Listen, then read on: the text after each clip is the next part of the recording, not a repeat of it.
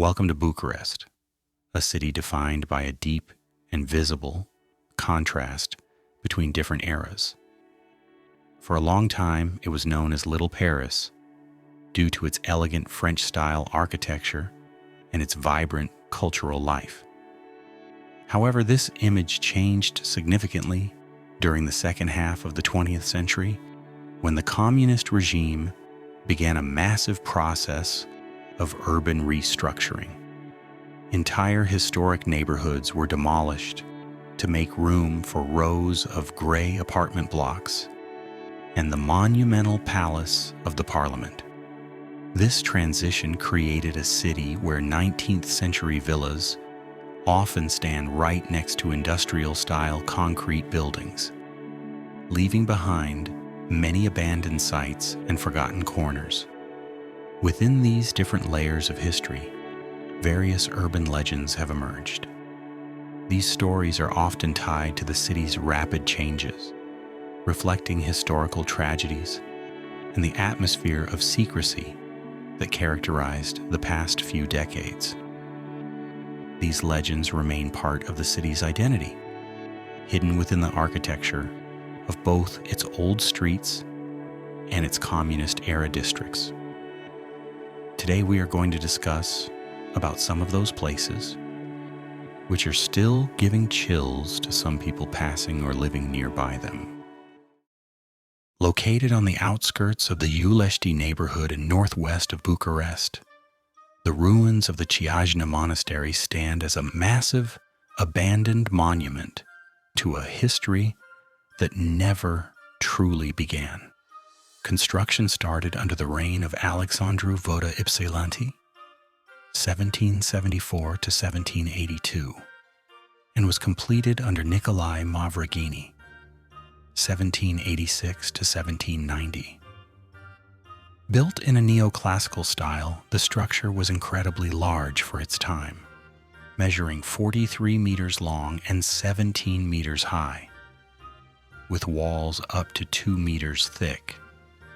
It was intended to be one of the most important religious sites in the country, but it was never officially consecrated. The monastery's tragic history began when Ottoman forces, mistaking the massive stone building for a military fortress, launched a heavy bombardment before the church could be blessed. Bullet holes from that siege are still visible in the brickwork today.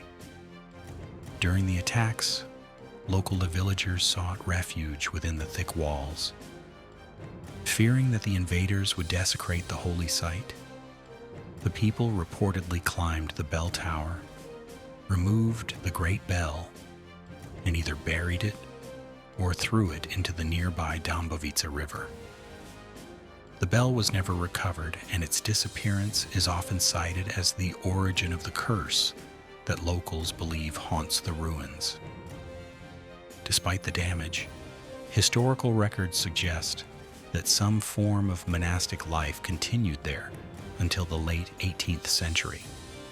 However, the site was eventually abandoned during a plague outbreak. Historical accounts vary on the exact timing, but it is documented that Metropolitan Cosma Popescu died of the plague inside the monastery in 1792. Over the following centuries, the structure became increasingly fragile.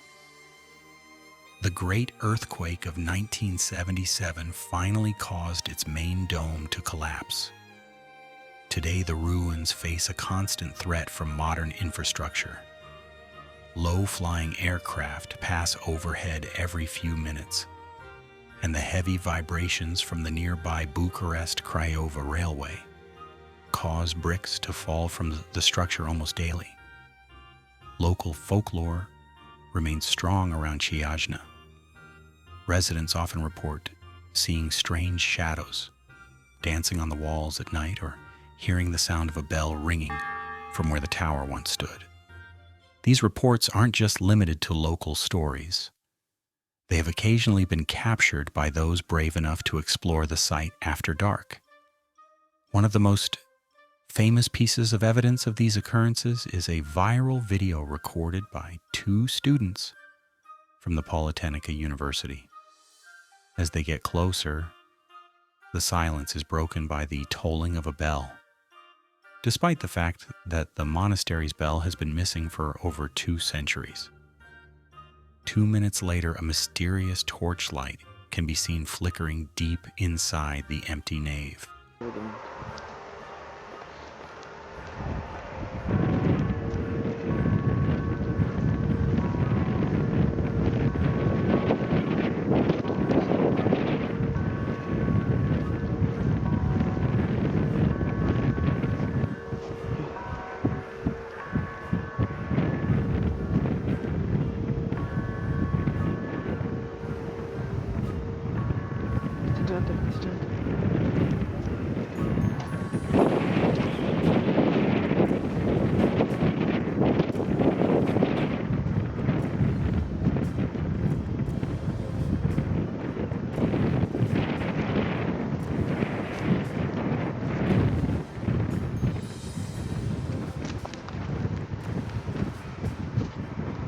Vino mă încoa. Băi, ești nebun, nu merg acolo. Hai mă, vino încoate, nu.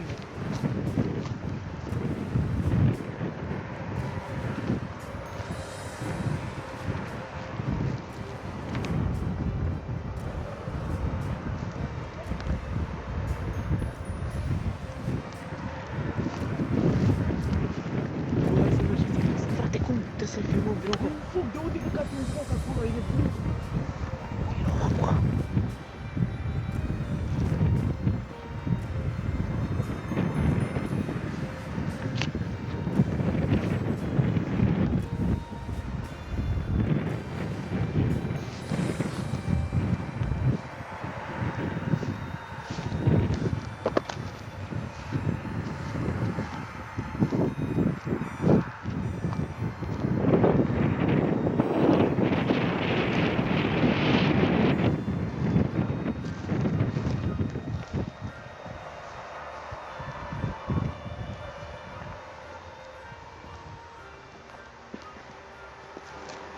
Deci e o torță în biserică, frate.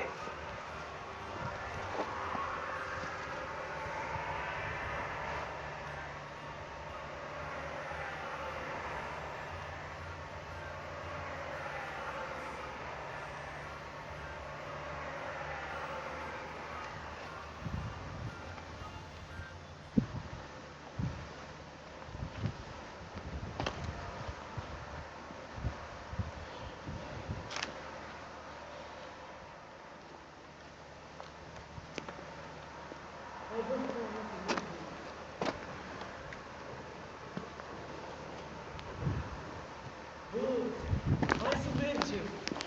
Ce că...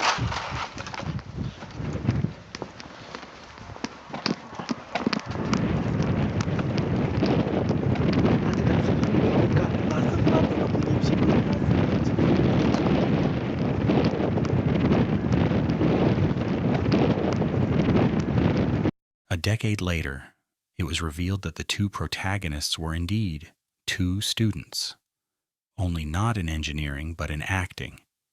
The footage was a skit they made for their bachelor's thesis. However, it was the perfect fuel for powering the legends of the place. Many of them greatly exaggerated. Today the place is more lively. A new monastery has been built nearby. The area has been cleaned up, and there are even plans to restore the original monastery. In the heart of Bucharest's Old Town, at 13 French Street, lies one of the most debated locations in the city's urban folklore.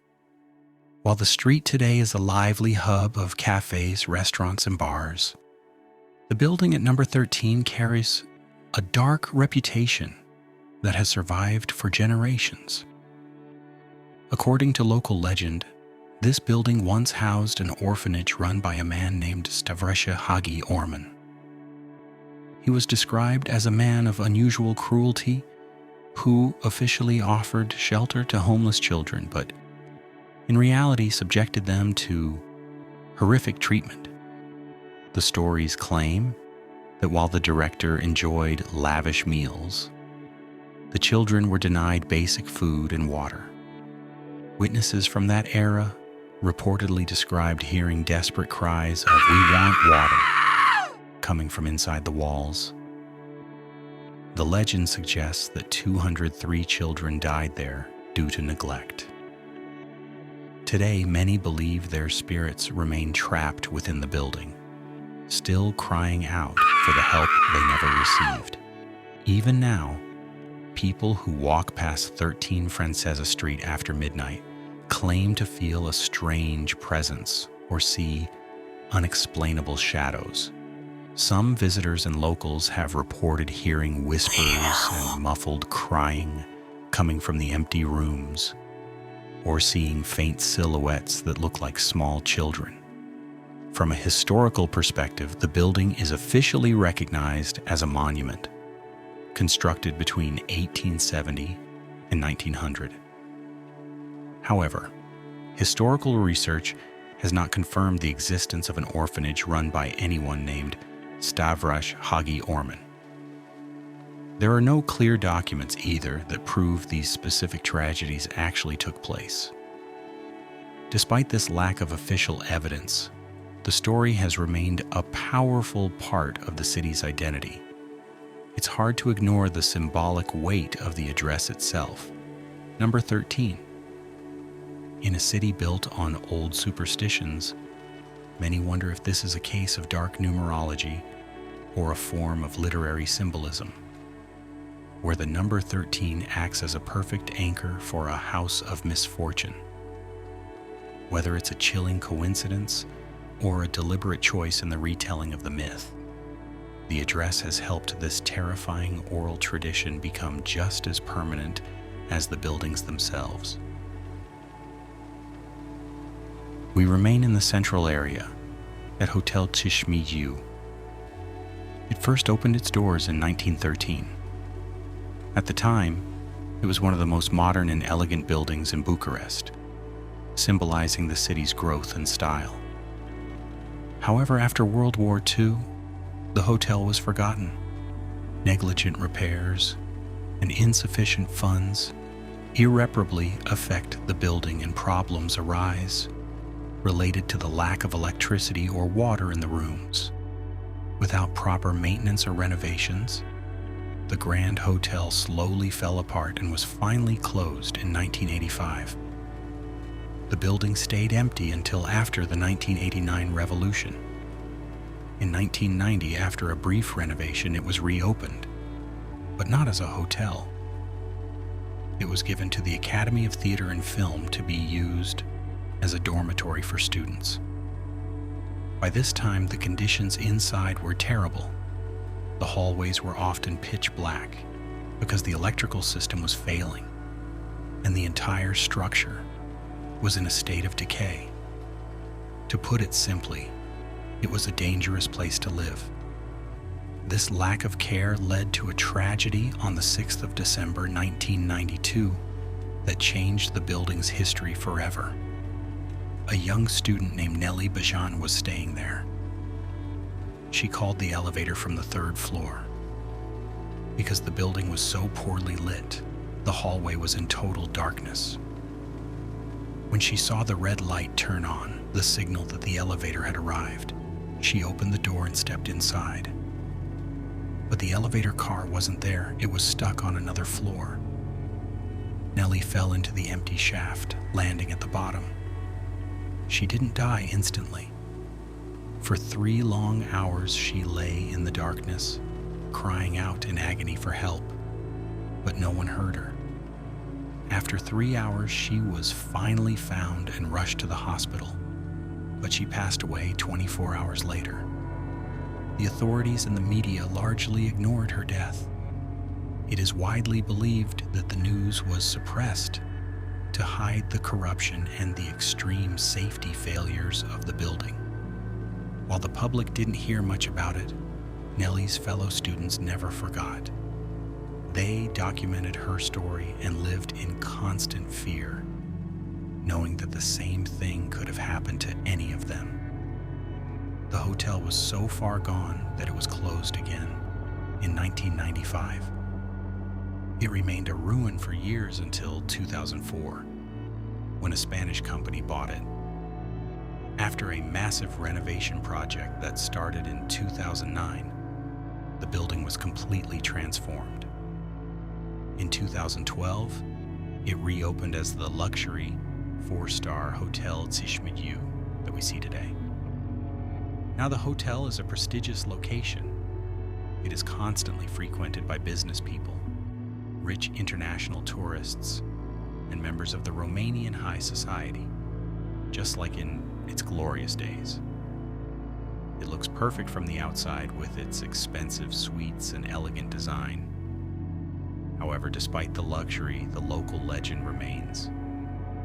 Many people claim that the building is still haunted. There are stories of guests and staff hearing desperate screams echoing through the hallways or coming from the elevator shaft after midnight.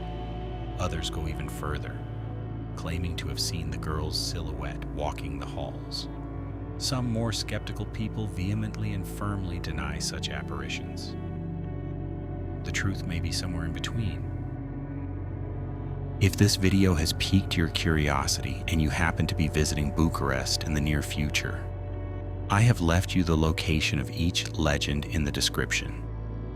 If you enjoyed this video, please leave a like, subscribe, and push the bell for more urban legends like these ones.